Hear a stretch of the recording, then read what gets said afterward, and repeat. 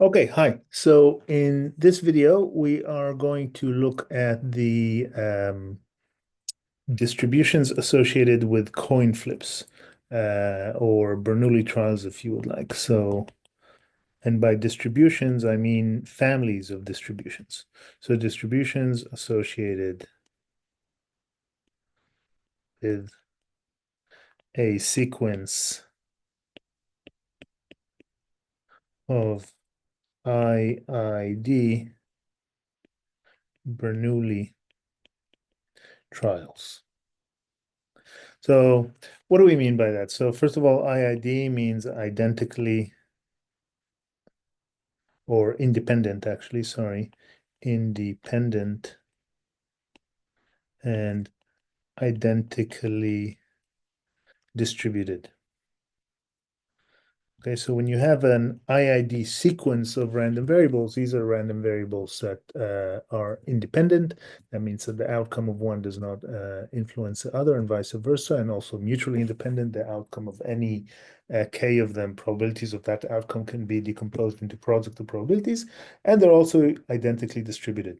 Now, in particular, what we mean here is if we're looking at a probability space, which is omega fp, in general, then any point in omega, you can think of it as kind of a sequence of trials which are successes and failures, which are coin flips, which can get either like a heads or a heads and then a tails and a heads and a heads and a tails, heads, heads, heads, etc. That is one element of omega, right? You can get a tails, tails, tails, heads, tails, heads, tails, etc. And you've got these infinite sequences. So your omega is in a sense quite complex. Now, instead of speaking about heads of tails, of course, we can speak about 0, 0, 1, 0, 1, 1, 0, 1, 1, 1, etc. 0.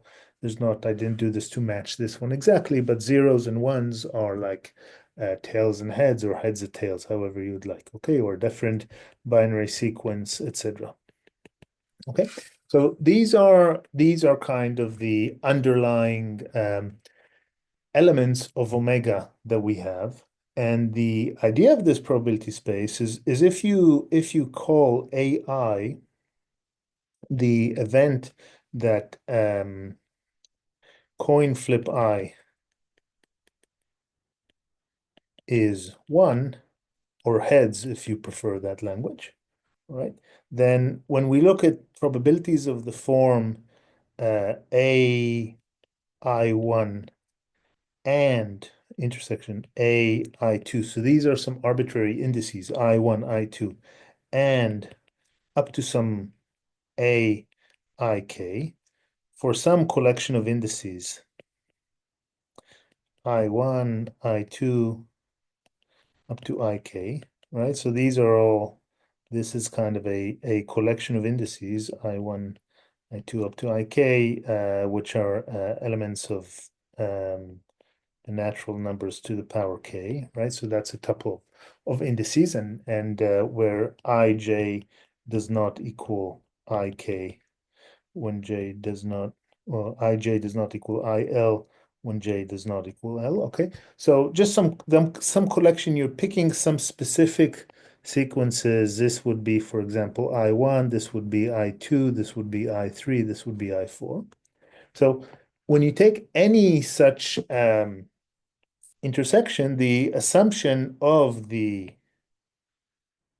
probability law in this kind of Bernoulli trials is that that's the probability of the event AI1, meaning getting heads in the coin flip I1, and the probability of AI2 up to probability of AIK. Okay, so you've got independence here. All right. So the coin flips are independent. This is the independent components. The identically distributed, what we mean in this case is for any I, the probability of AI is just going to be P, is just going to be P. Okay, so probability of event is P independent of I.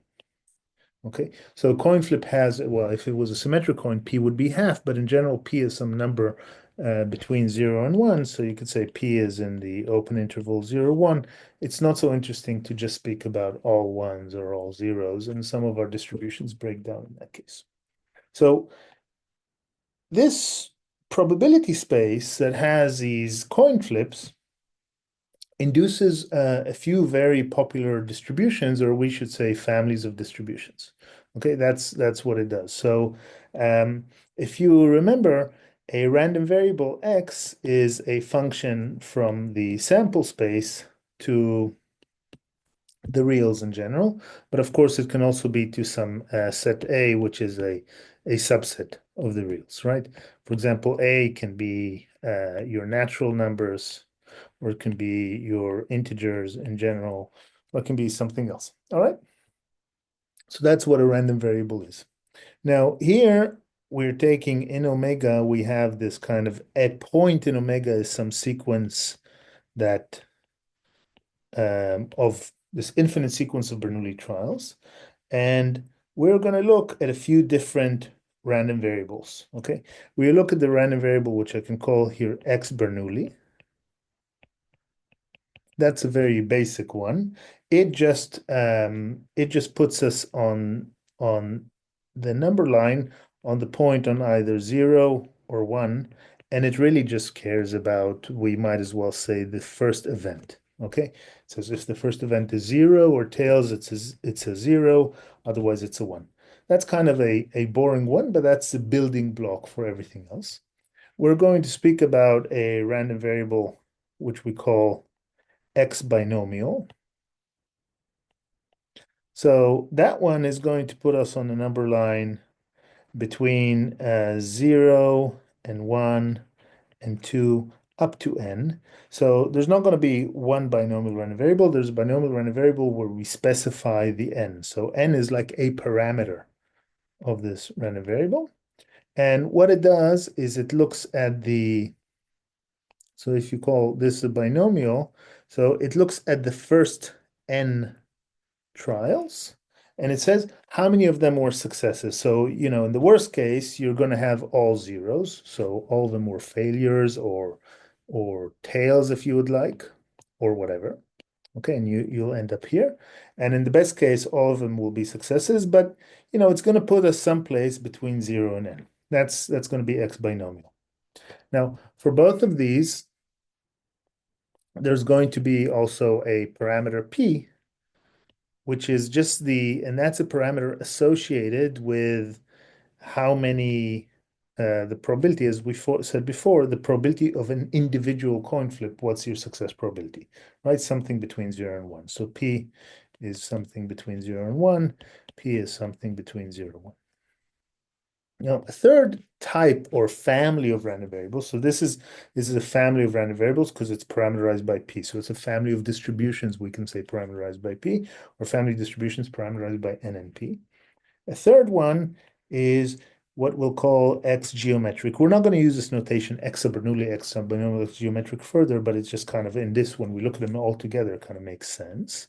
So X geometric, and frankly, there are two versions of the X geometric. We'll get to it in a second.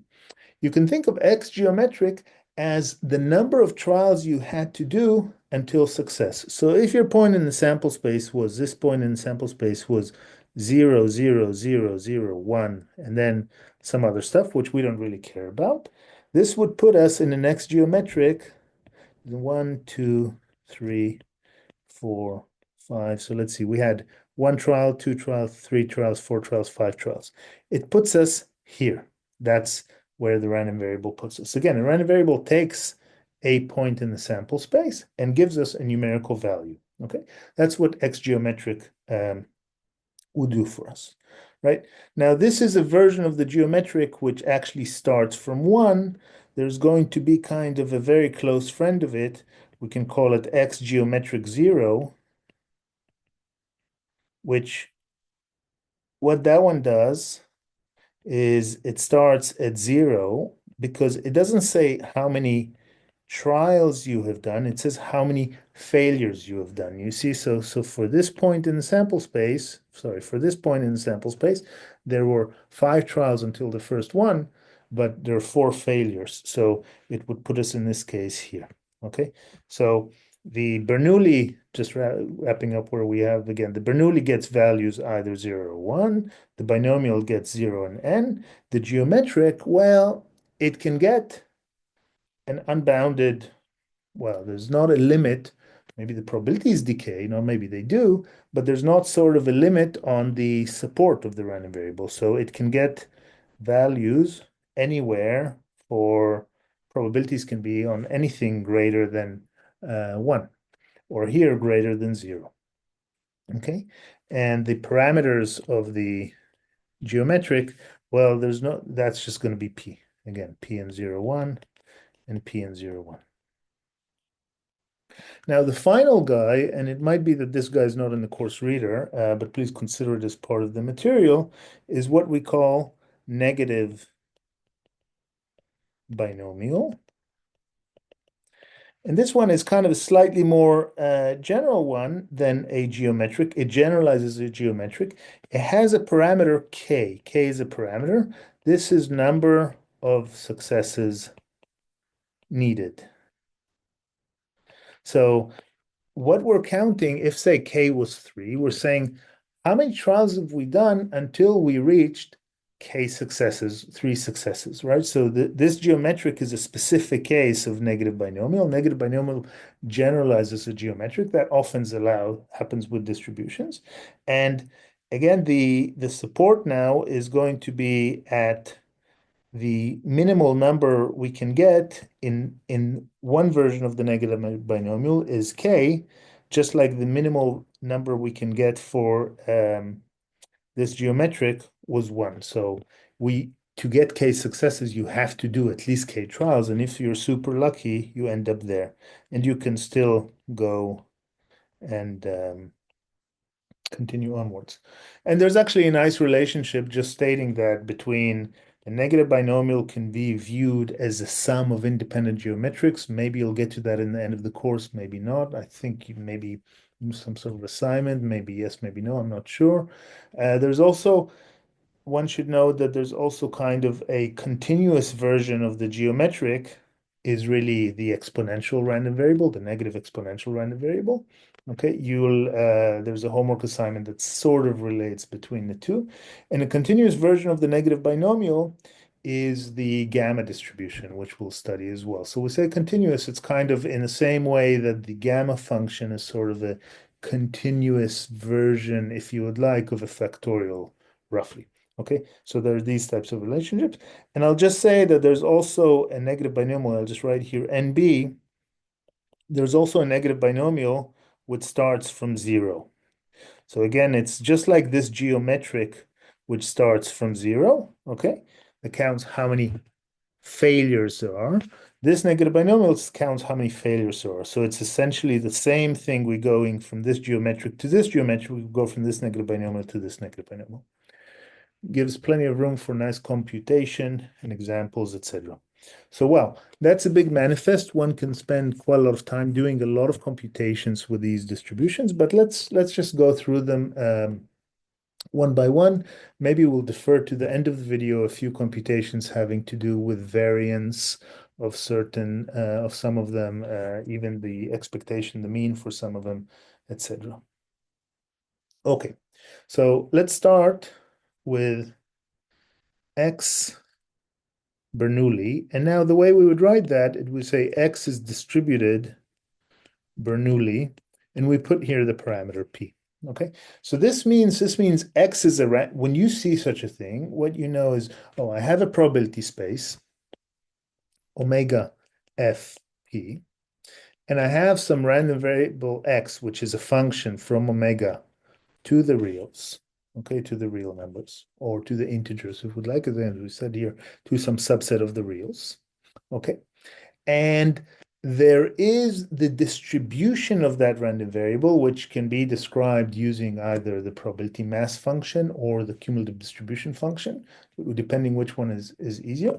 And that distribution is parameterized by some fixed number P. And again, throughout this whole video, throughout distributions associated with a sequence of IID Bernoulli trials, P is just your success probability of a flip. Okay. So X distributed Bernoulli P. Well, let's see. Let's look at the probability mass function, which I believe in this course what we denoted as little f. Sometimes in other places denote just as little p. That doesn't matter. Okay. So little f of x, which means the probability that x equals x, well, that's going to be 1 minus p if x is 0.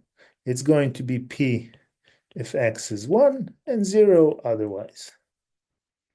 So the support, the two values that we can get with positive probability is 0 and 1. That's the support.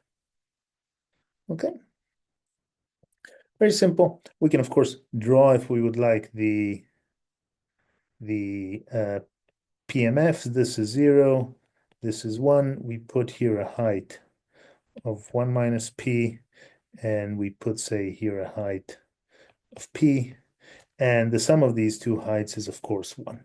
Okay, we can also draw the CDF if we'd like, right? And I'll leave that as an exercise for you to do. It's also in the course notes. Okay, so let's look at the expectation of such a random variable. So the expectation is a sum over all of the possible values in the support. So that's just a sum from 0 to 1 of, instead of I, let me put here an x, okay?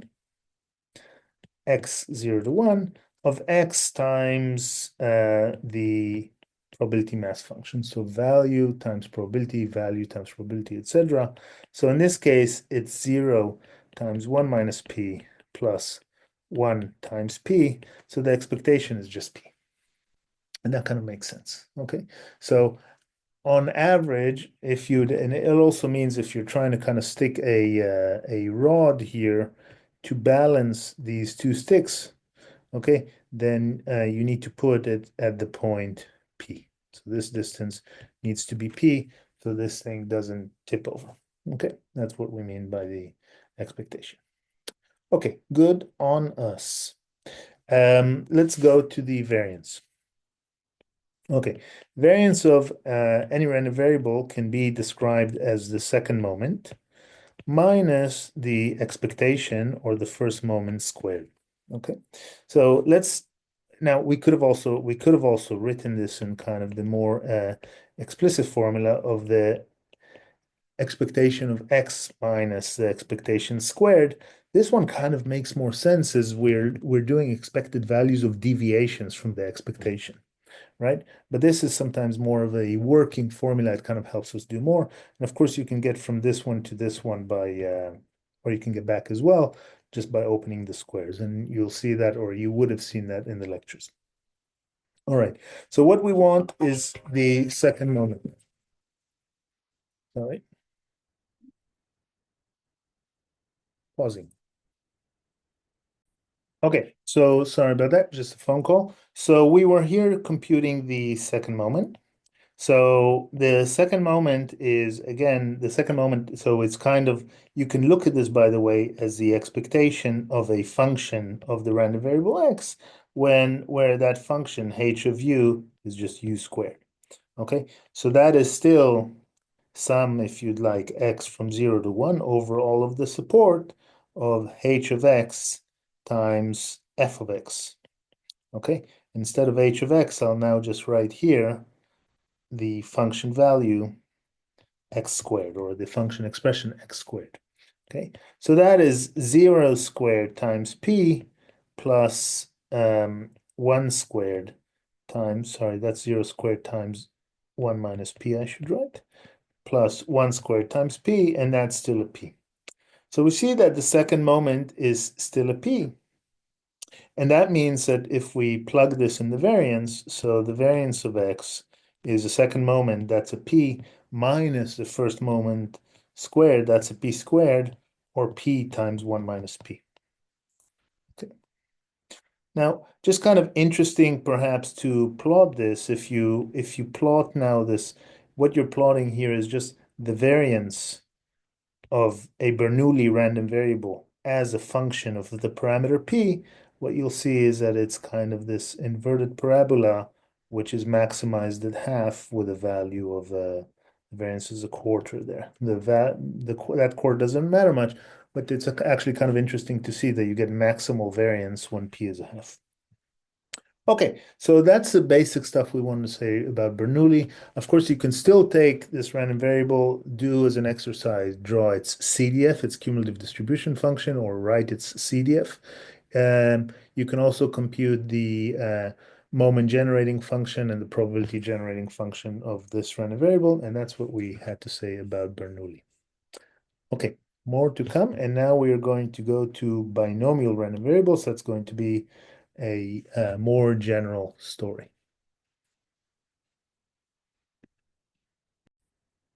Okay, so that was the case of a single Bernoulli random variable. So a random variable that took omega and gave us either a 0 or a 1, just depending on the first coin flip, right? So I just looked at the result of the first coin flip and said, hey, was it as heads or tails? Is it a 0 or a 1?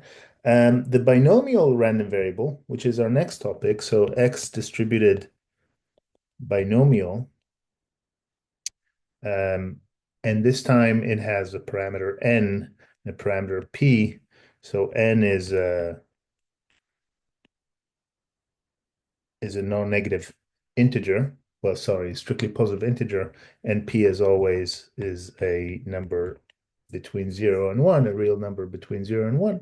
So this binomial, what it does is it looks at the first n trials, or it just looks at n trials from omega, if you would like. It looks at a sequence heads, tails, heads, heads, tails, heads, heads, tails, heads, etc. And it takes the first n trials, in this case, n is 1, 2, 3, 4, 5, 6, 7. Okay, so say if n was 7, and it counts how many heads we had there. Now, what happens in the continuation of the sequence, we don't care. So for all intents and purposes, if our world was just binomial, we can just say that we're looking not at infinite sequences in omega, but just at sequences of n trials. But you could leave them there as well. That doesn't matter. We don't really deal with that. Okay, so x is number of successes in n trials, where each trial was, we can say, is an independent Bernoulli trial, if we would like. All right. So if we're looking at the probability of x equaling x, okay, well, we would know that for x in 0, 1, 2, up to n, in one of these n plus 1 values, there should be some probability, because there's some chance, some positive probability, there should be some chance of getting 0 successors or 1 successor, 2 successor, maybe all of them succeeded. But otherwise, meaning for x not in this support, in this range of values, the probability is going to be 0. Okay. So the whole point is now, what is this expression? What is the expression for these probabilities? So with the binomial, let me take the approach of first putting down the expression, understanding it, seeing how to work with it, seeing that it is at least a valid expression in the sense that this is a probability mass function.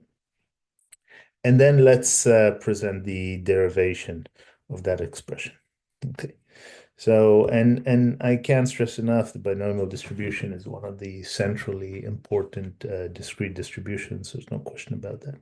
So the expression for the probability is n choose x times p to the power x times 1 minus p to the power n minus x. And just if you look at it intuitively, what it says is, well, you want to have x successes. You need to see in how many ways you can see which subsets of the n trials will have these successes. There's n choose x subsets of the n trials that actually had these x successes. Remember, x can be 0, 1, 2, up to n, etc. And you need to have p you need to have x successes. Each one happens with probability p, and because of the independence, you get p times p times p times p times p times p times p x times. And you need to have n minus x failures or tails, if you would like, and that's 1 minus p to the power n minus x. That's kind of the very kind of quick, intuitive description of this expression. We'll do just a bit more on it in a sec, but let's first of all just work with it.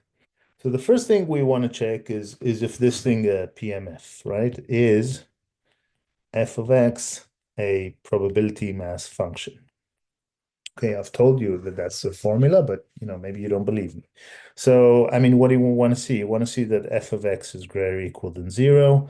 Well, this thing is non-negative, this thing is non-negative, and this thing is non-negative. So yes, tick on that. Okay, we're okay with that. But we also want to see that sum over all the possible x's that we can have of f of x equals 1. And since for many x's, x is not in this range, this is 0, this expression is equivalent to having the sum of x going from 0 to n of n choose x, p to the power x, 1 minus p to the power n minus x, being 1. Okay, so we are asking if this holds. So here we go to algebra to the binomial theorem or the binomial expression, which just says that if you have a binomial a plus b to the power n, then you can represent it as some x going from 0 to n of n choose x, a to the power x, b to the power n minus x. The way you work this out is you say, well, you're going to write a plus b times a plus b times a plus b n times n of these, and you're doing all of the possible cross products. So when you say, for example, how many cross products are there that have a x times and b n minus x times, well, that's the number of subsets of size x out of the total n, and that's how you get this formula. So once you're armed with this binomial expression algebraic formula, well, then just plug for a p and for b 1 minus p. So you get, here, I'll just go here, p plus 1 minus p to the power n, but that just equals p plus 1 minus p. That's 1 to the power n, and that's 1. And that then shows us that indeed this is a valid PMF. Okay, so good. We know that we have here a valid PMF for the binomial. Before we just dive into it a bit more, let's also speak about how we might compute the mean and the variance, and let's then discuss this in two ways, pretty much.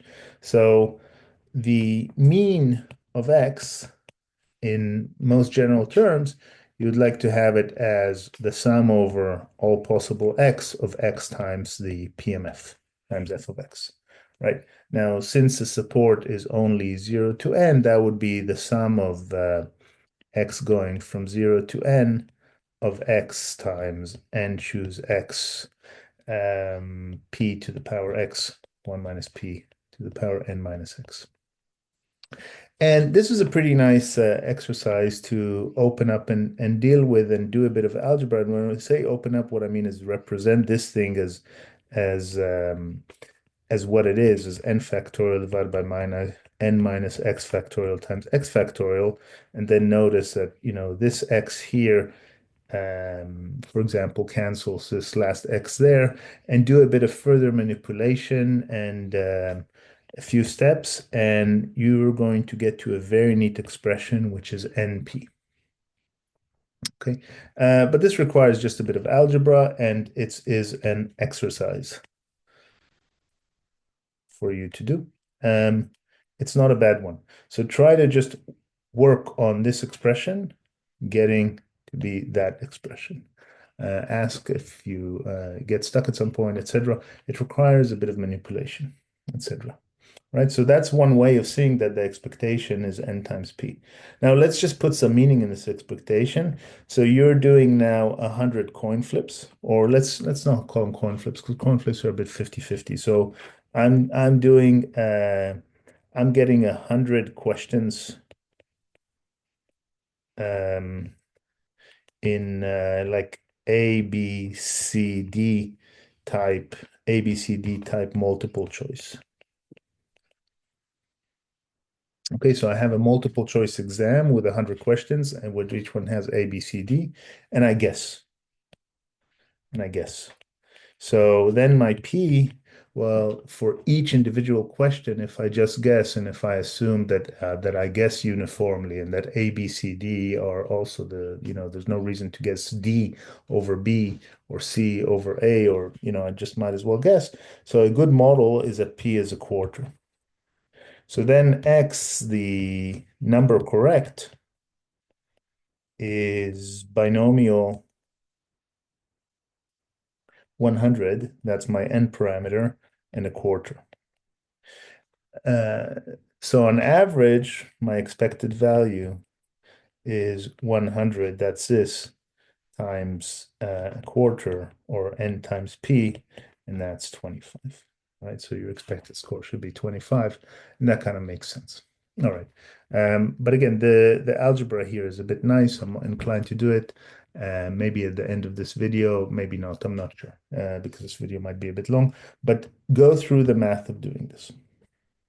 Now, before we move to variance, and before still I owe you a bit more of a derivation of this n over x, sorry, this formula, n choose x times p to the power x times 1 minus p to the power n minus x, kind of describing from first principles in this situation why this is the PMF of a binomial.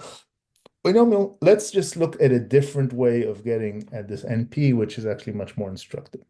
So the way is that we are now, so again, our omega has these kind of sequence of coin flips, right? These are like sequences of coin flips, right? These are points in omega. And what we did is we had a random variable x that gives us the binomial kind of, 0, 1, 2, up to n, how many successes were in there. An alternative thing to do is to just take each such sequence and take x1 to be the first success.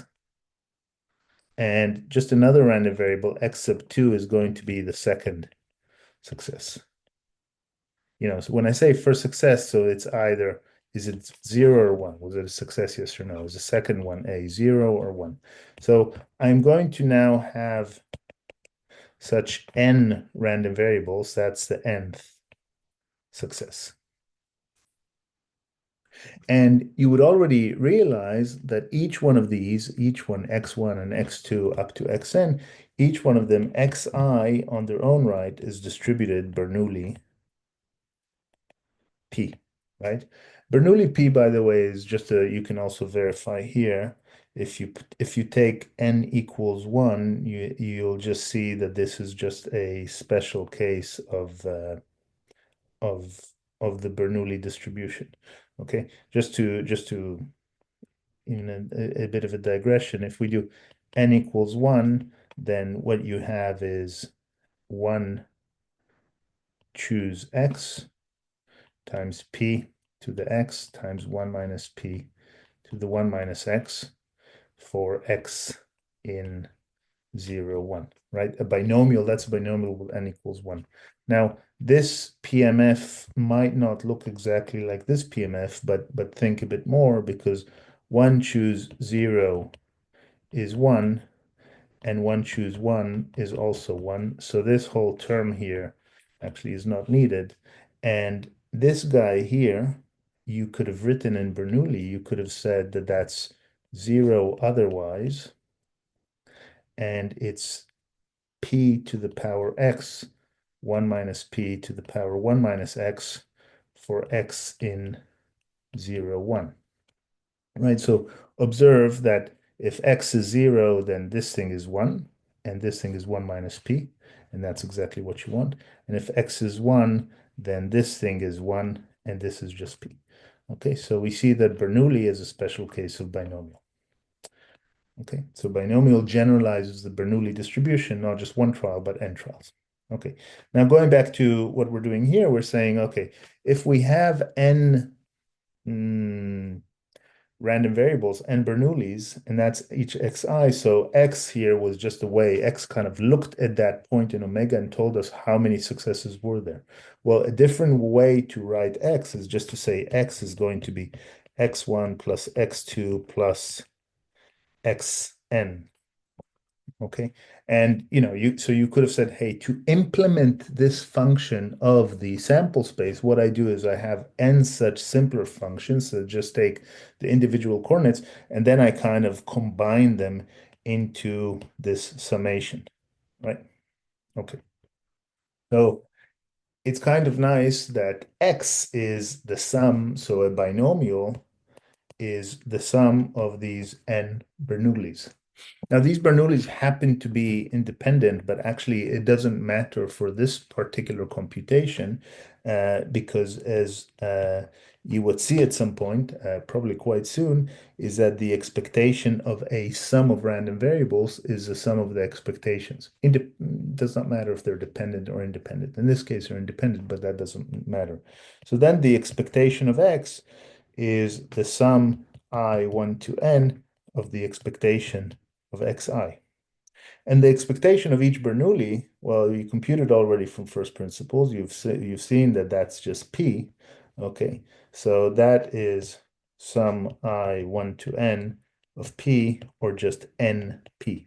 Okay, so this way of actually obtaining the formula for the mean of a binomial random variable is, in a sense, much nicer than this way that I didn't do. That's your exercise of working out the algebra directly from the PMF. Okay, so that was expectation. Now let's speak about the variance. Okay, so the variance of x, right? You can write that that is the sum x going to from 0 to n of x minus np, which this was the mean squared, times n choose x p to the power x 1 minus p to the power n minus x. Okay, and you can evaluate this formula. It's a bit of hard work. You can also just use a general approach that the variance of a random variable x is the expectation of x squared. Okay, so that's called the second moment minus its expectation squared. Or in the case of the binomial, that would have been the expectation of x squared minus n squared p squared, right? Because I used the mean. So then our story is, let's now compute the second moment, ex squared, and that is going to be, right, that's going to be the sum of x going from 0 to n of x squared n, choose x, p to the power x, 1 minus p to the power n minus x. And here you can embark on an algebraic journey also, which again would involve you representing this binomial coefficient as n factorial, n minus x factorial, and doing quite a lot of algebraic tricks, changing of indices, etc., using perhaps a binomial formula. I don't particularly remember exactly yes or no, and getting an expression for the second moment, okay, which will involve, so expression. Will it involve x's? No, because you've summed out x expression in terms of the parameters n and p, okay, for the second moment. And then you would take that expression, and then you would stick that expression here, and you'd finally arrive at a formula for the variance in terms of n and p. Okay, sorry, not you won't stick it there. Will you stick it? You will put it here. Okay, and you will arrive at a formula. Okay, so that is doable, and let me call that the second harder exercise. I did it. I've done it a few times in life. I've done this exercise. Yes, I recommend doing it too. because it's kind of a good thing in kind of, working out summations and changing indices, etc. It'll work on your kind of algebraic summation fitness, and you'll get that. Now, the formula you're going to get for the variance is going to be n times p times 1 minus p. Okay. And just like we did for the mean, where we got kind of this argument with the Bernoullis, you can also get to this formula using the same representation as a binomial random variable being a sum of Bernoulli random variables. Only kind of a subtle yet important point is that when you're speaking about a variance of a sum, so now we want variance of x, and I'm saying x is x1 plus xn, when you're speaking about a variance of a sum, it equals the sum I1 to n of variance xi. It equals the sum of the individual variances without some other term, only when there are no correlations. And in particular, that happens when the random variables are independent. Okay, so when each of these xi's are independent. Now, by the way, they can be not independent but uncorrelated, and this will still hold. You'll get to this when you get to random vectors, the subtlety between independence, which is stronger than being non-correlated. So in general, when you do this, I'm saying there should have been some other terms that involve covariance terms. But that's not the case here because our random variables are independent, because the way that our probability space was set up from the whole go is that each of these individual coin flips are independent. Okay. So what I want to say is that for variance, we use here independence, or at least uncorrelation, but yeah, we use independence. And for the mean, we did not have to use that. And that's an important point to keep in mind. Okay, so, but now the variance of x equals that, and what's the variance of each xi? So each xi is independent to the other xi's and is distributed Bernoulli p, so they're all also independent and identically distributed to the rest. And we've also already seen that the variance of such an xi is p times 1 minus p. That we computed here, right? We computed that here. Okay, when we spoke about Bernoulli's. So now what you have is let's just go down here, that equals n times p times 1 minus p. Okay. So in a sense, this variance of a binomial looks and behaves like a variance of a Bernoulli, only that you scale it by n, by the number of trials. And this formula for variance binomial, you actually use it sometimes when you do a binomial and normal approximation to binomial, and that also appears in some statistical tests that are not part of this course. For example, when you have statistical tests and confidence intervals for estimations of the number of the proportion of the population. So this is quite an important formula. And here it is, the variance of x, and of course the standard deviation, or the STD of x, is the square root of that n times p, 1 minus p. And again, I notice that if this thing is maximal in terms of p when p equals a half. Okay.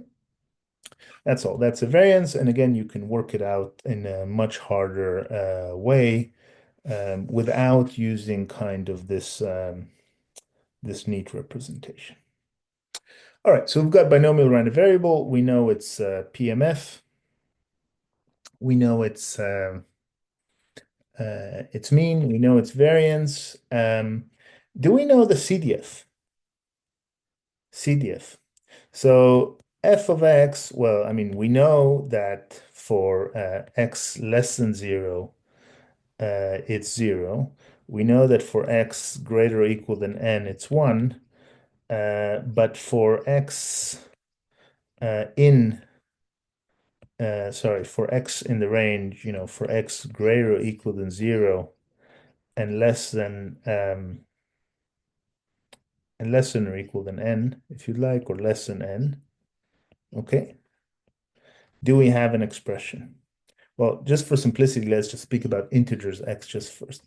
Well, the thing is that we actually don't. There's not a nice formula. So there's not some formula where you could do summation of u going from 0 to x of n choose u p to the power u 1 minus p to the power n minus u. So when you actually want to compute probabilities that are not just at a point, not just at a single value, okay, not just for a specific x, but actually for a range of x, you actually have to sum these things up. Now, when I say you have to sum these things up, of course, there are already tables, there are lookup tables, there's calculators that do that for you.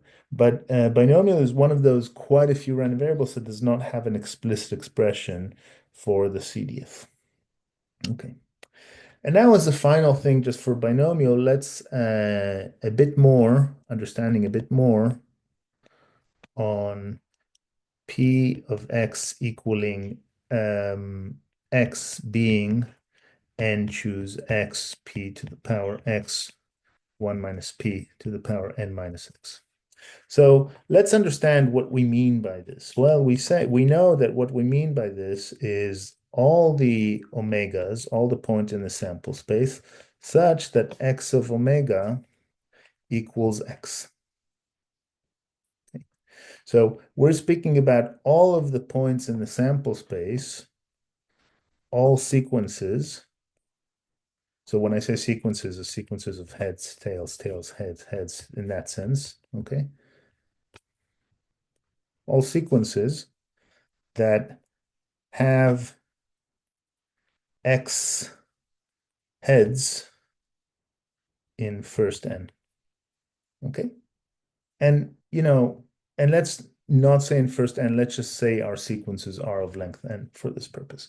Just to make it a bit simpler, you could have also continued if you think about infinite sequences, just thought of that, okay? So now let's take this set here. This is like a set of, this is a set. Let's call this set, let's call it B sub x. Let's call it A sub x. Okay, this is set A sub x. So you got all the points in omega that have x's that have, sorry, x heads. Okay, that's all the points in omega. I mean, it's a, that's what it is. Okay. Now, how many such sequences are there? How many such sequences are there? Well, we have, so this is not an infinite set. So the size of this A of x, all the sequences that have x heads, is exactly n choose x. There's exactly n choose x sequences of that number, because from a subset of length n, you need to see how many, you need to choose a subset of x, of size x. All right, there's n choose x. So now, what is the probability? And now don't get me wrong. When I say the size of these sequences, this is not an equiprobable probability space. So it's not a case where we're now going to go, well, that we're going to go the probability of x equals x. We're not going to say it's the size of A of x divided by the size of omega. That's not what we're going to say, because this is not an equiprobable probability space in the general sense. But what we are going to say is that for each such sequence, so now you take such sequence, okay, it has X heads. So it has a heads, a tails, a heads, has some other things, a tails and a head, and there's exactly n such points. And it's now a fixed sequence that tells you, okay, this is the probability of having, it says, how many heads you chose. Okay, that's a subset of, and where they are. So given that you are in such a sequence, well, the actual probability of that sequence being your sequence, now we hinge on the independence of the individual points, okay, of the individual coin flips. And you'll need to have P times P times P, P times for all of the heads, okay? For that sequence to actually be, so sorry, mistake here. Let me not put this here. So this is the number of elements in A of X. And now if I want the probability of this A of X, okay, then it's going to be for each such sequence, I need P times P times P X times. So all of those individual points that are selected as heads should be successful, and that happens with probability P. And this multiplication is from the independence. And then I would need 1 minus P times 1 minus P times 1 minus P for the other points. Okay, and there are n minus x of those, and that exactly gives us the expression. Okay, so in a sense, I could have written this, I could have said, oh, for a particular sequence, like for this particular sequence, in order, so this is a sequence, this is a point here. Okay, but in order to count it, I need a P and then a 1 minus P and then a P. I'm just relying on the fact this is heads and tails, and I'll continue until this is a 1 minus P here and a P, etc. And the probability is exactly that. Well, okay, so that was my description on how to kind of derive this from first principles as a PMF associated with this random variable that counts how many successes. The next thing is we're going to look at geometric random variables. Okay, so we continue our journey, and now we go to this random variables that we call geometric random variables. So these guys. So as we said, geometric random variables look at the sequence of heads or tails or sequence of coin flips and tell us, well, how many flips we had to do until we finally succeeded. Okay, so that has many applications. Whenever you try something out, then you try, fail, fail, fail, fail, fail, fail, fail. The distribution of the number of tries you had to do until success, or a friend of it, just a distribution of the number of failures. Okay, so that is a geometric random variable. So there'll be two versions of this random variable. Let's get to it. So what we say is we say that X is distributed geometric with parameter P. Okay. And in this course, this is kind of not there's not notation throughout, etc. But I'll try to stick with the notation X is distributed, also the other version, geometric, and I put a 0 with P. And this first one is going to be with support 1, 2, 3, 4, etc. And the second one will be with support 0, 1, 2, 3, 4, etc. So this one counts trials until success, and this one counts failures until success. You can never have 0 trials, right? You have to do at least one trial, but you can have maybe 0 failures if you start with a success. And that's why this version that starts with a 0, the second one, has a support of 0. But let's actually just propose what the probability of X equaling X is. Okay. And we are speaking here about the standard geometric. Okay. So just kind of not to confuse, I'll put a geometric 1, the geometric 1 here. Okay.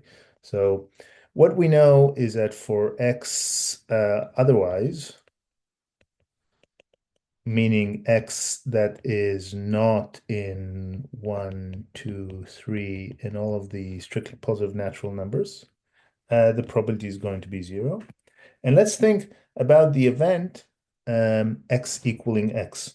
So what is the probability of all the omegas such that X of omega equaling X? So what sequences are in such an omega such that we have an x there? Well, the type of sequences that we want is we want sequences with failures. Let's call a failure a tails, a tails, a tails, a tails, a tails. We want some failures.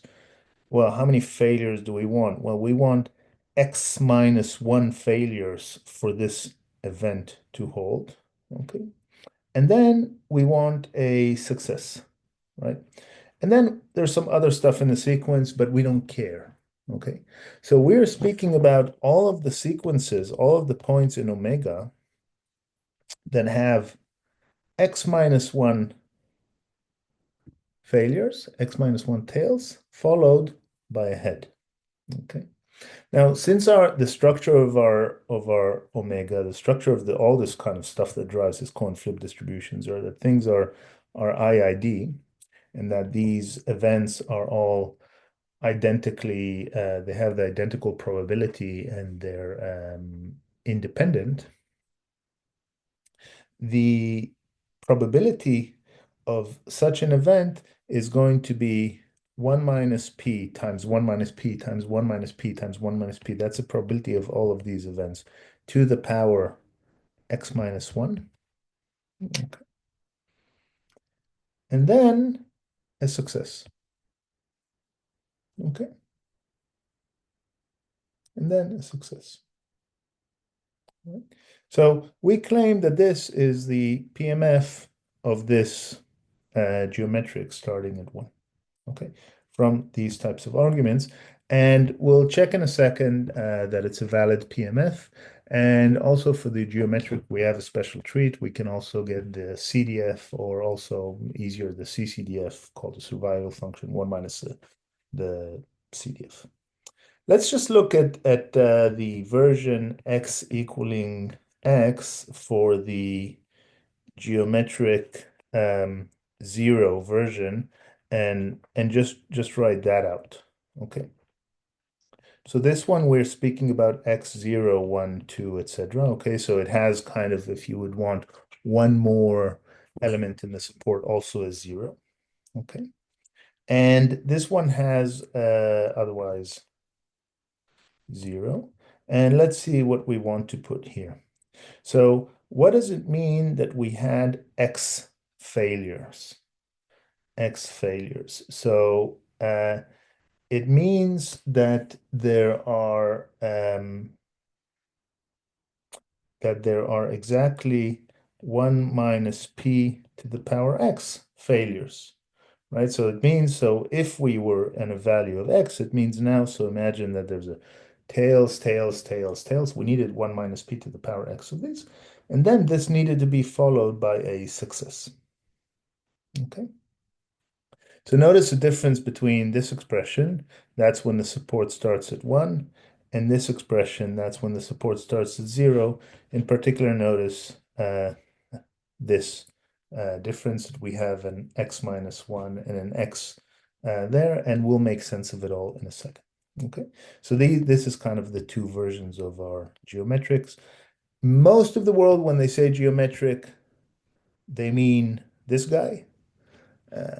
But then you got the other half of the world, which is maybe not most, but it's maybe a bit less most, and they mean this guy. So it's best to just be explicit. So we say we have a geometric random variable with support starting from 1 or with support starting from 0. Okay, counting trials or counting failures. Okay, so let's say that we've gotten our f of x equals x. We said 1 minus p to the power x minus 1 times p for x in 1, 2, 3, etc. Okay, 0 otherwise. Let's see that this is a valid PMF. Is f of x greater or equal than 0? Yes, because these terms are always greater than or equal to 0. Now we need to look at the summation over all of the support. So in this case, this is a series, an infinite series from 1 to infinity of all of the probabilities, and we're going to ask, does this thing equal 1? Okay, so let's do that. summation x going 1 to infinity of 1 minus p to the power x minus 1 times p. And what we can do is we can take that p out if we would like and write summation from x1 to infinity 1 minus p to the power x minus 1. So when you get it like this, maybe the series doesn't even converge. Maybe it diverges. But no, we'll see that it converges and it equals 1. All right. And look, when you have an x minus 1 here, look, the first term, if you put in a 1 and a 1, that first term is 0. So what you can do is you can do a change of variables. So, and you can do, not the first term is 0, the first power is 0. Okay, so you get x going 0 to infinity, 1 minus p to the power x. Okay, whenever you do these changes, of course, I could have used a different variable here, but no need for that. I mean, you just see that the first term here is 0, the first term is 0, the second one is 1, right? And the second one, when I put in a 2 here, 2 minus 1 is still 1, so I'm kind of all okay. And notice that this is a geometric series, and 1 minus p in absolute value is less than 1, okay? And that means that this geometric series converges, and then I have a p times 1 minus p, okay? So summation x0 to infinity of r to the power x equals 1 over 1 minus r when absolute value of r is less than 1. Okay, and by the way, if you would have gone for the version with the 1, you simply would have had an r divided by 1 minus r. You can work that out. Okay, so I could have just gone with this one as well. And then I get a p over 1 minus p over p, that equals 1. Great. This is a PMF, okay? This is a PMF. And I leave it as an exercise for you to do the same thing and see that this version starting at 0 is also a PMF. So at least it's a valid probability distribution. Now, let's look at the CDF or something of the nature of a CDF. So the CDF, f of x, that's a probability of x being less than or equal than x. Okay. That's a probability of x being less than or equal to x. Now, instead of looking at the CDF, let's look at 1 minus f of x, which is called sometimes the CCDF, the complementary cumulative distribution function. So in probability, when you do 1 minus, it's like the complement of the event, right? So the complement of this event is the random variable x being strictly greater than x. It's important to, since we're speaking with discrete random variables, to be aware if we have less than or equal, or just a less than, or greater equal, or just a greater than. Okay. So and sometimes people call this also the survival function. Not so much with geometric random variables, but also just the CCDF is a survival function, especially when you're speaking about random variables of kind of lifetimes. So that's a probability of your life being greater than x. Okay. So can we just get to this quantity directly from first principles? So let's look at the event let's look at all the omegas such that x of omega is greater than x. So again, we think about all the points in the sample space, all of these infinite sequences, okay? Each of these points is like an infinite sequence, heads, tails, etc. Okay? And we are now looking at infinite sequences where what happened in the first x trials, the first little x trials. What happened is that they were all tails. So for a sequence to be in this set, it needs to be of the form tails, tails, tails, tails, failure, tails. Yeah, tails is failure, up to tails in the first X of them. Okay. Now, and afterwards, well, sorry, that's what happens. What happens afterwards, I don't know. But what you need to agree is that a sequence is in this event if and only if it has the first little x results being tails.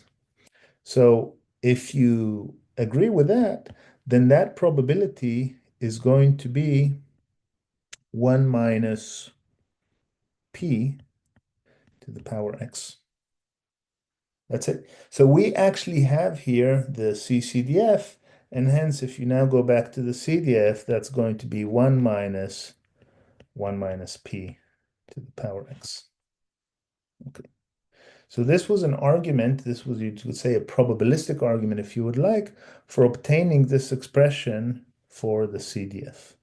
Now, let's check ourselves. Why not? Let's check ourselves. We have time. So let's see. First of all, what would we like? And sorry, this is a bit incomplete what I wrote here. I should have written this to be.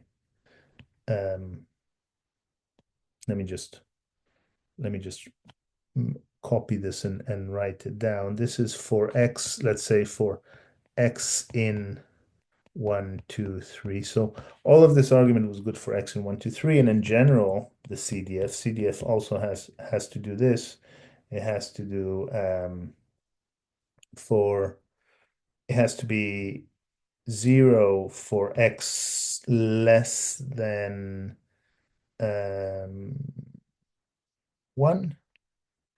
It's 1 minus p to the power x for x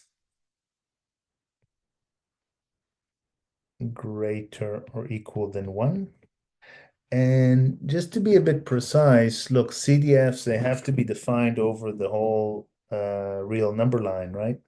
So say we now have x equals 1.5. Well, then we just want to round it down. So you can put a little floor here, right? And then this is defined for the whole real number line. But that's not so important. So what I want to say is we want to see that this is going to be a function that's like a step function like this. Okay.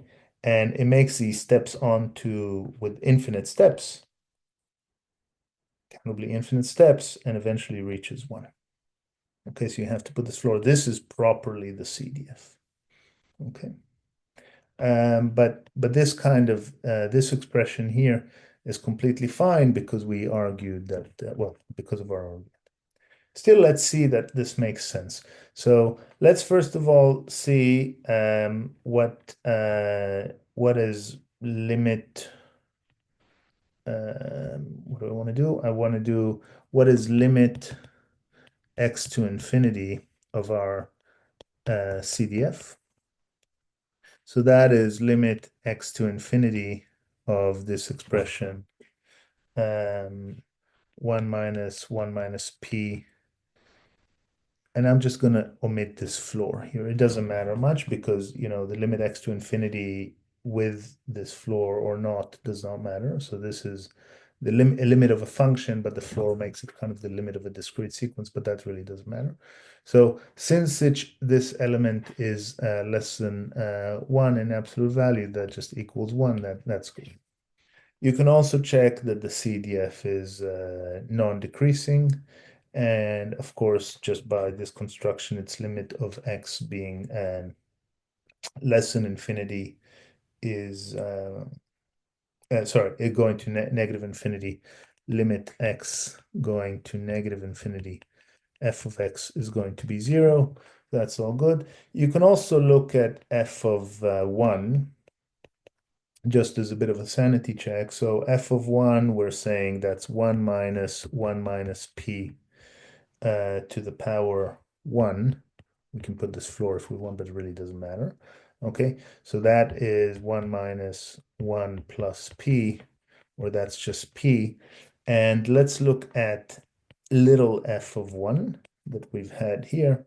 So little f of 1 in our construction right here, if you stick a 1, so that's 1 minus p to the power 1 is p, right? So your chance of having a success on the first trial is p. That's not surprising. Okay, that's p, and that's an agreement with that, and that's what you would like, because a CDF is a sum of the PMF. And in general, let's say we were not able to have this kind of argument here that gives us a CDF directly from a probabilistic argument. Let's get it in the more brute force way. So we now want, let's do f of x, but let's only compute it for x in 1, 2, 3, etc. So not to have to worry about those non-integer numbers and the negative and the numbers that are strictly less than one, etc. Okay, so what is that? That is going to be the summation of u going, at first you can say from negative infinity to x of little f of u, okay, little f of u, or just a summation of u going from 1 because the support starts at 1 up to x, a little f of u, or the summation u going from 1 to x of 1 minus p to the power u minus 1 times p, right? Because why? Because we had a 1 minus p to the power x minus 1 times p. That's what we said is the PMF, the of the function. Okay. Now to evaluate this thing, and we want to check, again, our goal is check equals 1 minus p to the power x. Okay, so we now want to rely on a geometric, now sometimes people call it geometric series, but what we mean is a geometric sum. Okay, so the sum of, so and these are formulas that you should actually know, remember, be able to derive, have it on your formula sheet, etc., etc.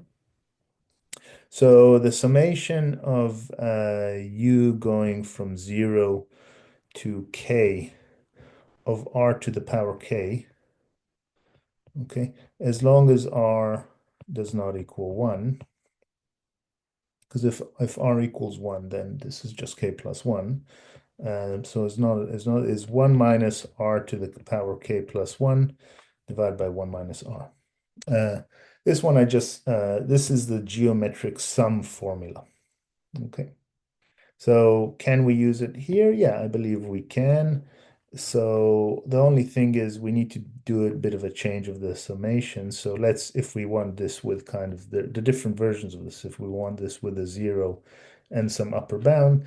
So let's go here, summation, u going from 0. So if we shift one down, we have to shift one down the upper bound, the x to x minus 1.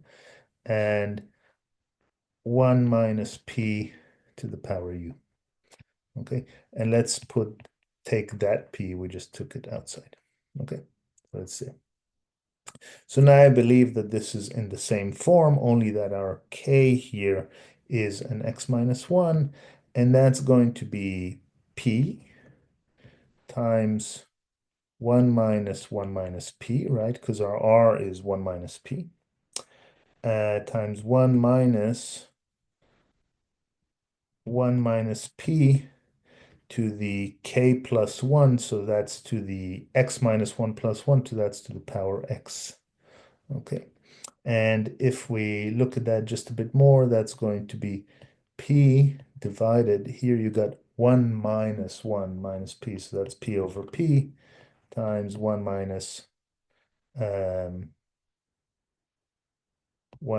p to the power x.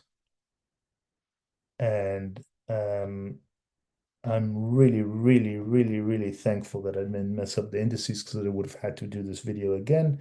So that's 1 minus p to the power x, which is this guy. Okay, good. So you see that we can also get the CDF just by algebra in this case, and not via a nice probabilistic formula. Okay. Wow. Okay. Now, this was all we were speaking about the version of the um,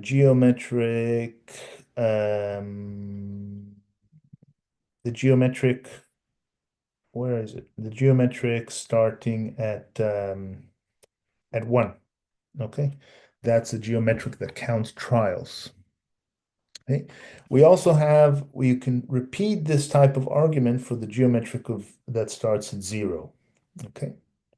Now, for the geometric that starts at 0, okay, we derived the PMF kind of from a first principles argument, but let's also just look at the following thing. So let's go back to our omega, which has these kind of sequence of trials. Okay. Here, many failures, tails, tails, tails, tails, tails, heads, many, many, many points in omega. And let's call the x1, that was a geometric 1, and it's a function of the sample space, and the random variable x2, let's say it's a geometric 2, geometric 0, counting. So this one, again, this one counts trials, and this one counts failures. So there's a relationship between x1 and x2. Well, x2 of omega, for any point of omega, is just going to be x1 of omega minus 1, right? Because if you had, for example, if you had 7 trials, it means you had 6 failures, because on the 7th you succeeded and aborted, got home. Okay, so you always have this relationship between these two random variables. Okay, so in that sense, if you want, sorry, what's my mistake? It's not, let me not call this x2, I'll call this x0 better. Okay, x0.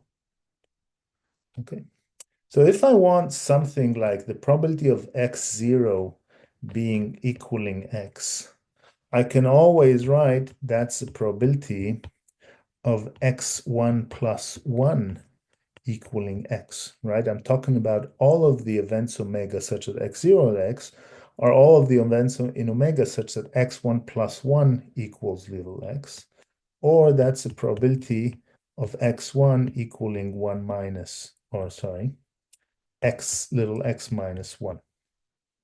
So if I go now to the, and for this, say all I know is a PMF of a geometric starting at 1. Well, I can now say, well, that's 1 minus p to the power, and I go again to my kind of starting point, 1 minus p to the power x minus 1 here. Yeah, times p, 1 minus p to the power x minus 1 times p. Only for x minus 1, I'm going to put x minus 1 minus 1. Sorry. 1 minus p.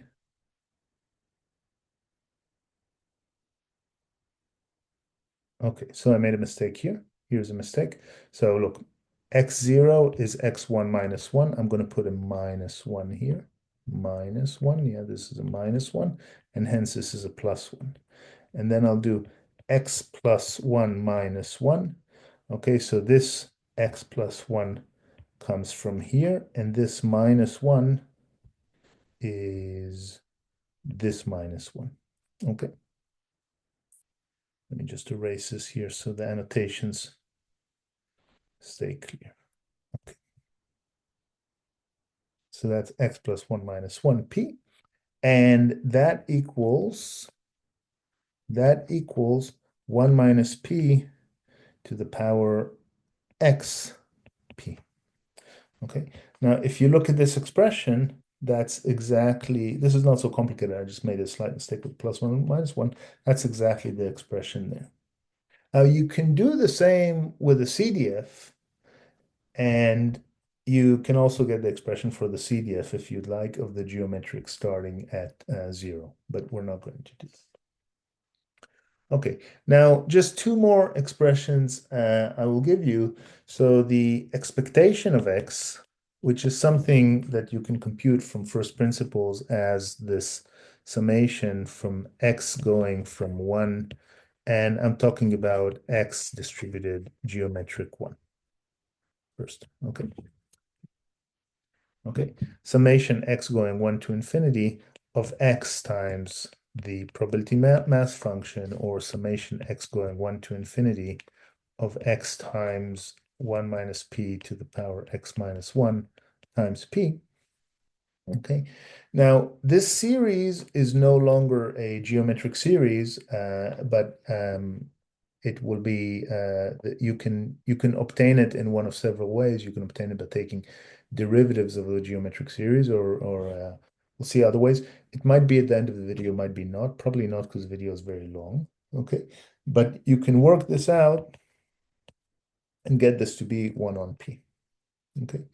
Now, let's actually see that this expression is actually very intuitive. So if my success probability, so I'm now a person that plays the lottery, and my success probability, well, I'm not going here for the jackpot. I'm only going for some sort of prize, and my success probability is 1 on 100.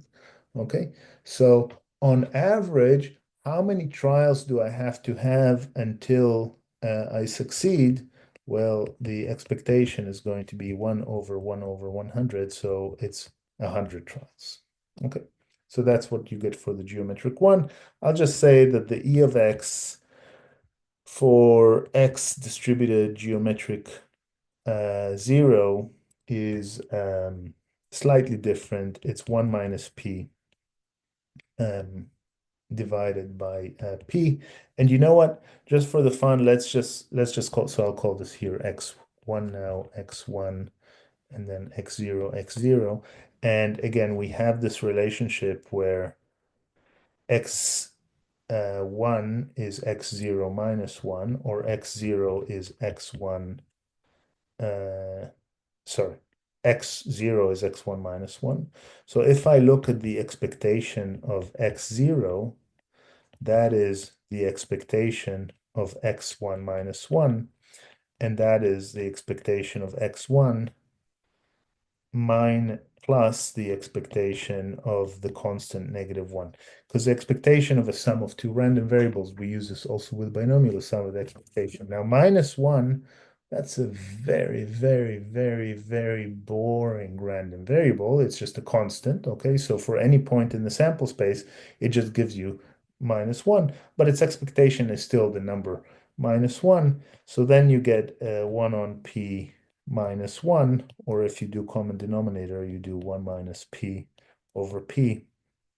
And that is at least one way to get this expectation from this expectation. Still, we didn't do this expectation. This expectation requires a computation, or you can also use a probability generating function or moment generating function. There's actually a few kind of neat arguments to get this expectation. Similarly, I'll also say that the variance of this guy, and that requires even a more lengthy computation, is 1 minus p over p squared. Okay, the variance of this geometric one. And yeah, there's not more insight I can say about this. It's important. By the way, not all random variables have a mean and a variance, because maybe the series would have diverged. Okay, that is possible, meaning it could have been infinite, or even if the support is not just a positive, it could have not just been defined because it's like infinity minus infinity. But certainly that's the case. There's a finite mean and a finite variance, and this is the expression. So what's the variance of x0 then? If this is a variance of x1, what's the variance of x0? Well, x0 equals x1 minus 1. And, when you take this x1 and you just shift it by a constant, you're not changing the variance, and you can prove that, right? So if you just add a constant to a random variable, you're not changing the variance, you're changing the mean. So it's going to be ditto 1 minus p over p squared. And again, you can compute it in a quite lengthy computation with a summation. And there are tricks on how to compute the series. The most known trick is to take the derivative of the geometric series. And for this one, you'll need a second moment, so you get a second derivative. But of course, you can use moment generating functions as well.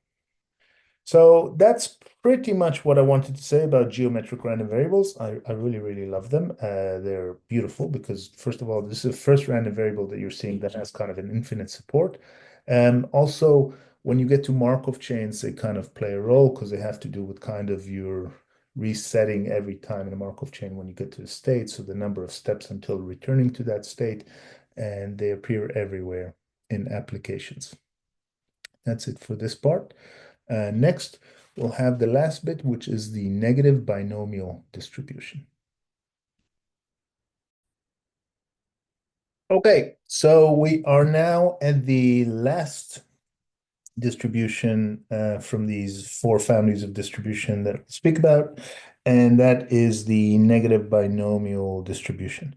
Okay, so we had a binomial that actually generalized the Bernoulli. We had geometrics, the zero and the none, the one counting failures and the one counting attempts. And a negative binomial actually generalizes a geometric distribution. It also has two versions. We'll just, for brevity, just speak about one. Okay, so in this case, so negative binomial, just to kind of have a bit of an example to see how this might fit in some real life situation. Let's speak about the following situation. So let's say that we have storms. So we got a storm, meaning a weather storm, and a storm. We just had one in Brisbane, and a storm, and a storm. So we've got a sequence of storms, storm, storm, storm, storm, storm. And each storm with probability P takes out the electricity. Okay, so P is probability of electricity loss. Okay, P is the probability of electricity loss. And let's assume that the probability of electricity loss is identical for each storm, and that that the electricity loss per storm is independent. So this is our general setting of IID coin flip trials, or trials with success probability P. Success being here electricity loss. And now let's say that a person has some fixed K, fixed value K. Okay, so K is a parameter in this case. And that is the number of power loss. Sorry, it's a number of storm. Yeah, no, sorry, it's a number of power losses until buying a generator. So as you would know, when you have power loss in a storm, if you have a power generator, you can at least have some power to keep maybe your fridge going, or maybe to charge up devices, have just a bit of light, a fan, maybe your hair curler, or anything else you'd like with your generator. So this is some fixed K. So a person that comes to this kind of life of living in storms is going to have a storm, storm, storm, storm. So let's call it like storm. There was no power loss, no power loss, no power loss, power loss, no power loss, no power loss, power loss, power loss. If that person had a K of 3, at that point, the person would say, oh, I am buying a generator.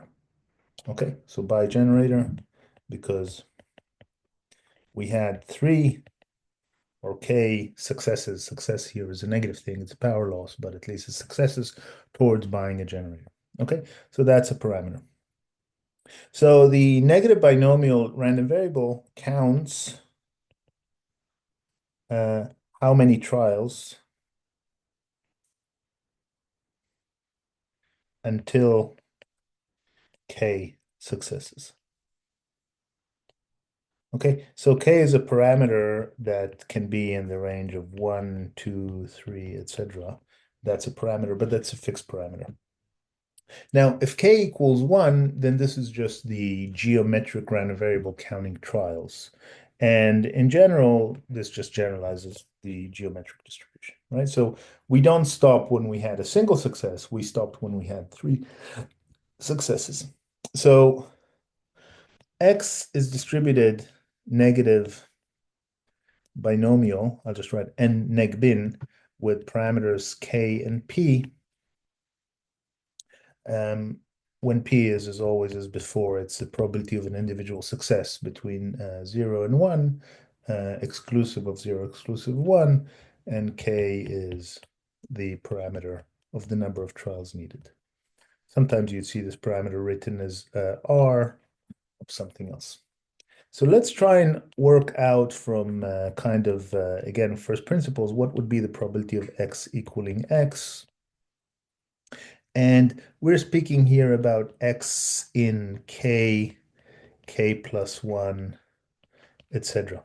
Okay, so just like the geometric random variable, the basic one that counts trials started at 1, because you have to have at least one trial, here you're not gonna, the best realization is that you had one storm that took out power, storm that took out power, storm that took out power after 3 storms, right? When k was 3, right? You're not gonna have, you're not gonna, how many, you're not gonna have, you have to have at least the number of trials, which is k. Okay, so what has to happen for that? Well, kind of like for this event, for x to be x, for the number of trials until k successes to be x. So kind of like the geometric random variable, so let's actually now just kind of figure out an expression for this thing. So we would have had to have P a success on that kind of kth trial. So I'm gonna put here there's x minus 1 trials. There's x minus 1 trials where the x's trial has a success because that's what's going to yield that the random variable is going to be equal, that capital X is going to be equal to that little x. Now, within those x minus 1 trials, we should have had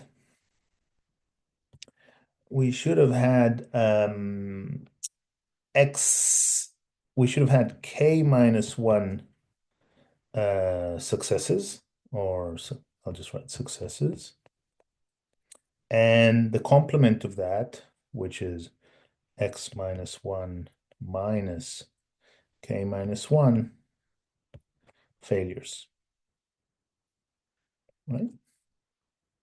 So the question is kind of now like the binomial random variable, where are we going to put this k minus 1 successes? So the place to put these k minus 1 successes, well, the options for that are out of x minus 1, we need to say, well, we're going to put now k minus 1 in here, right? So which subset of locations or of storms or of individual trials out of the x minus 1 trials are going to be those k minus 1 successes?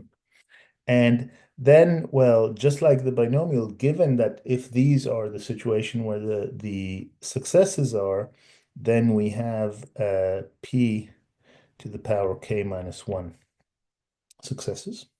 Okay.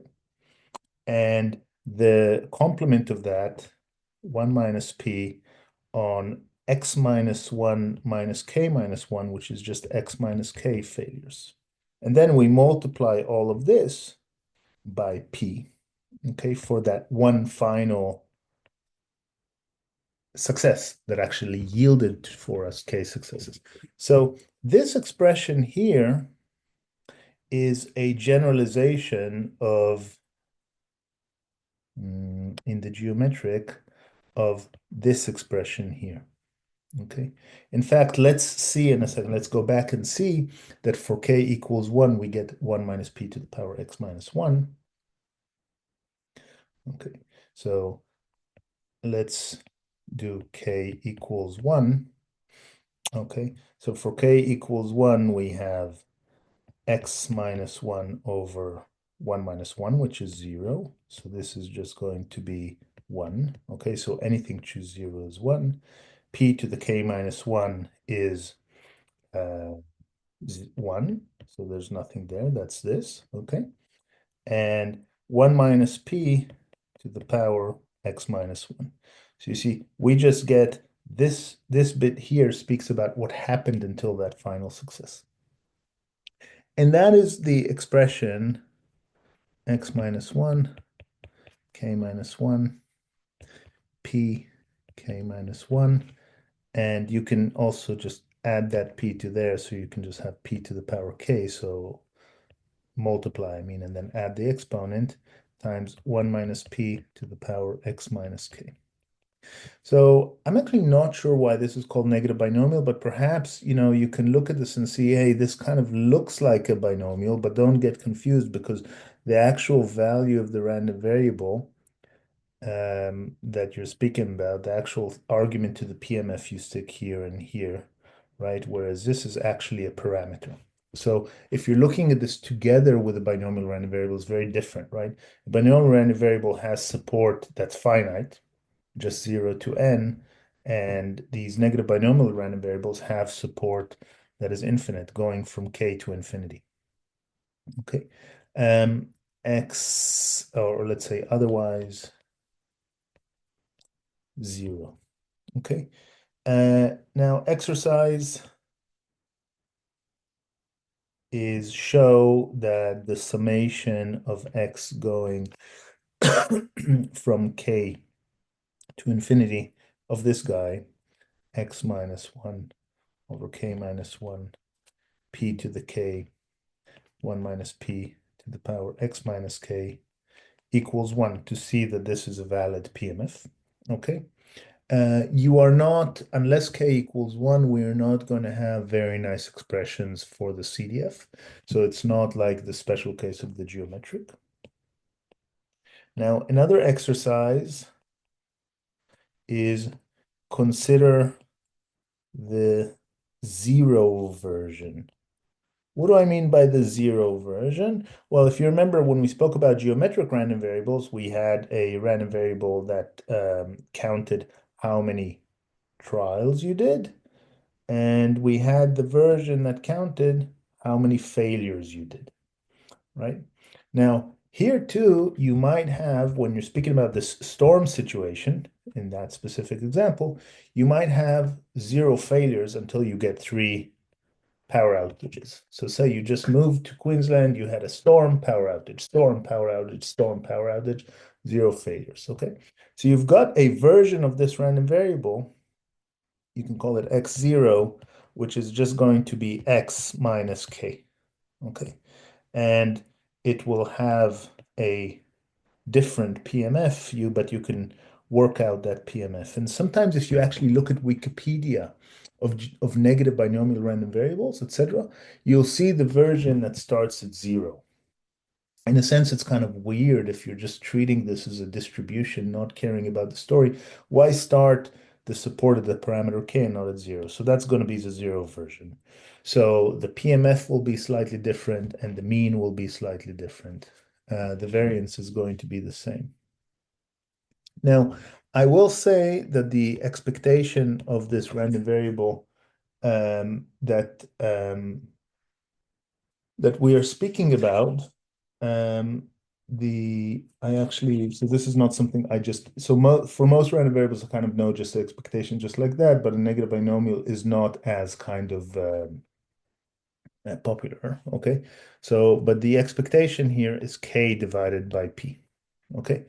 Well, no, actually, I should know this just like that because this one actually makes sense because you're saying, well, you now want to have k failures, sorry, k successes, right? Your expected value with the geometric until a single success is going to be p, and now you have k separate failures, so you have k times that's okay over p, okay? And the variance of x, and I'll leave this as an exercise as well if you want to compute that. And the variance of x is, and some of these might require a bit of an involved computation, is going to be k times 1 minus p over p squared. Now, the easy way to solve this exercise is actually to realize that a negative binomial random variable is a sum of k geometric random variables, okay? So if you think about it, if you look at the realization that you have 0, 0, 0, 0, 0, 1, 0, 0, 1, 0, 0, 0, 0, 0, 0, 0, say 1, okay? So the number of trials until this first success was geometric. the number of trials until the second success was geometric, and the number of trials until the third success was geometric. And actually, due to the independence assumption, each of these geometrics are independent. So even when you look at the variance, you're going to have a sum of them, and hence this is why you just multiply this by k. But it's also a good exercise to try and just do this from first principles. It might be a bit lengthy. You can also use the moment generating function or the probability generating function. Okay, so that's what I wanted to say about negative binomial random variables. And in general, this sums up this quite lengthy video that dealt with these, you can call them these four families of distributions: Bernoulli, binomial, geometric, and negative binomial. They're all outcome of this kind of process of IID sequence of Bernoullis or zeros or ones, okay, or coin flips or storms, or whatever you would like. There are just a few computations within this family of distributions that we omitted. In particular, I suggest trying to work out the mean of a binomial to show that it's NP just by first principles, by massaging these sums, not by using the fact that it's the sum of IID Bernoullis. I suggest doing the same for the variance. Well, you'll do that through the second moment, and then you'll use this for the second moment. When you come to the geometric random variable, we did not compute the mean or the variance. I just gave you the formulas for the mean and the variance. Okay, here they were, right here. Okay. You can do this either by some clever manipulation of this series, or you can do this by taking a derivative of the geometric series. You can observe that this is a derivative with respect to x. You can do a few different tricks like that. Or you can use the moment generating function or the probability generating function. You can, of course, it's a good exercise to compute the moment generating function, probability generating function for each of these distributions. And finally, for the negative binomial, you can also think about a bit more about the zero version of it.